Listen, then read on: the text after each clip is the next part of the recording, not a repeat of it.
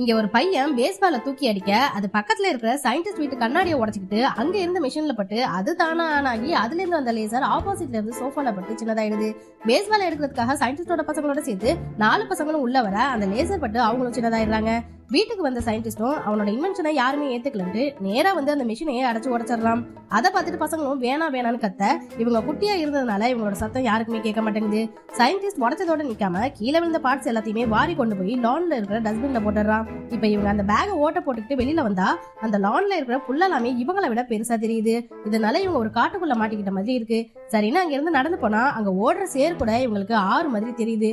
சரி, அங்க இருந்த புல்ல வச்சே அதை கடக்கலாம்னு பார்த்தா சயின்டிஸ்டோட குட்டி பையன் அங்க இருந்த ஒரு பூக்குள்ள விழுந்துடுறான். அந்த சமயம் பார்த்து அங்க தேன் எடுக்க வந்த தேனி அவனை தூக்கிட்டு போயிடுது. அவனை காப்பாத்த அவனோட ஃப்ரெண்டு ட்ரை பண்ணி அந்த தேனி மேலேயே ஏறி குதிக்கிறான். இப்ப அந்த 2 பேரையும் ஏத்திக்கிட்டு தேனியும் சுத்திட்டு டயர்டாகி திரும்பவும் அவங்கள லான்லயே விட்டுட்டு போயிடுது.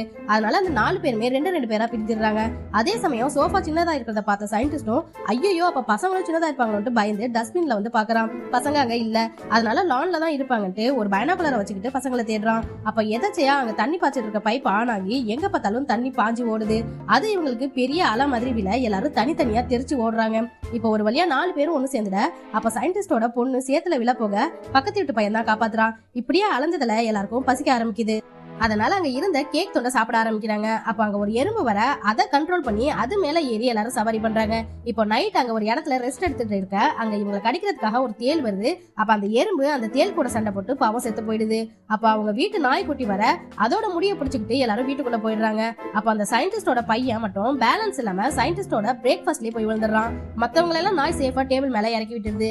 இப்போ சயின்டிஸ்ட் ஒரு வாய் ஸ்பூன்ல எடுத்து சாப்பிட போக நாய் வந்து அவனோட காலை கடிக்க அப்ப ஸ்பூனை பாக்குறான். அதுல இவனோட பையன் இருக்கான். அதனால பூத கண்ணாடியை வச்சு பார்த்தா எல்லா பசங்களும் அங்கதான் இருக்காங்க.